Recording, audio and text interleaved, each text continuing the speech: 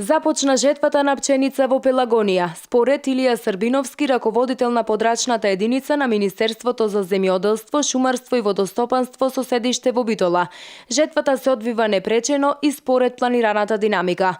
Годинава во Пелагонија се очекува висок род на пченица, а се предвидува да се ожнеат од 15 до 16.000 хектари. Околу 2-3.000 хектари веќе се ожнати со послабите почви, каде што беше послабите почви во ridite места, по високите места, некаде се движеше од 4 до 5 тона, некаде 3 тона, меѓутоа како што гледам просекот ќе биде висок во Пелагонија.